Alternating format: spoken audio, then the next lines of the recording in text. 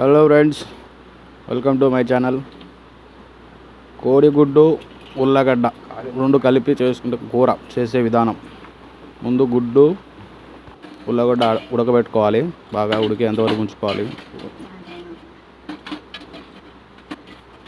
ఉడికిన తర్వాత ఇట్లా సైడ్ బౌల్లో తీసుకొని చల్ల నీళ్ళతో పెట్టాలి. చల్ల నీళ్ళలో పెట్టడం వల్ల ఏంటంటే అది పొట్టు అనేది ఈజీగా వచ్చేస్తుంది, ఫాస్ట్గా వచ్చేస్తుంది. మరి అతుక్కోకుండా ఒక చిన్న ఇలా మొత్తం పొట్టు తీసేసుకోవాలి. వీటిని మధ్యలో కట్ చేసుకోవాలి. ఇష్టం ఉంటే కట్ చేసుకోవచ్చు, లేదా అట్లే వేయచ్చు. నేనైతే కట్ చేశాను. అది మీ ఇష్టం, ఎలా అయినా ఉంచుకోవచ్చు. దాంట్లోకి వచ్చేసి టమాటా, ఎర్రగడ్డ, పచ్చిమిర్చి ఇలా సన్నగా కట్ చేసుకోవాలి. ప్యాన్ పెట్టుకొని ఒక 2 చెంచాలు రెండు చెంచాల ఆయిల్ వేసుకోవాలి. తరుగుకున్న ఎర్రగడ్డని దోరగా వేయించుకోవాలి.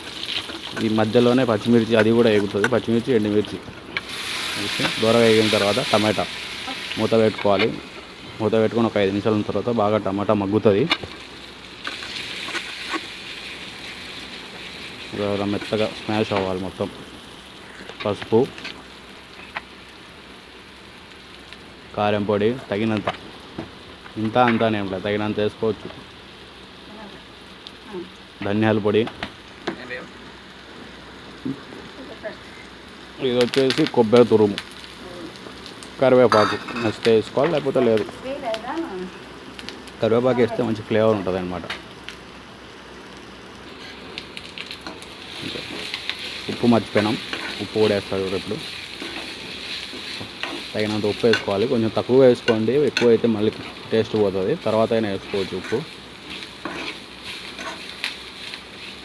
అలా ఉతికేసి మనం ఇందాక కట్ చేసి పెట్టుకున్న గుడ్డు, ఆలుగడ్డ ఉంది కదా, అది వేసుకొని దాంట్లో ఒక 2 మునిగేంతవరకు, లైట్గా మునిగేంతవరకు నీళ్ళు వేసుకోవాలి. తిప్పుకోవాలి. బాగా తిప్పుకున్న తర్వాత మసాలా అంతా దానికి గుడ్డు కంటిన తర్వాత ఇంకంతే. సింపుల్ అంటే సింపుల్. హాస్టల్లో ఉండే వాళ్ళకి, బ్యాచిలర్స్కి అయితే ఇంకా ఈజీ ఇది మెథడు.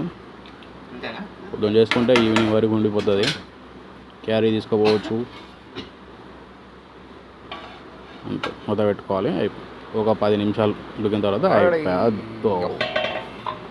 వచ్చేసింది గుడ్డు. అదో చూడ ఎంత బాగుంది, కలర్ఫుల్గా. అంతే, ఇంకేం ఉండదు. ఇంకేముంది, లేటు తినేయడమే. సో నేను చేసుకున్నాను, తినేస్తాను. మీరు కూడా చేసుకుని తినేయండి.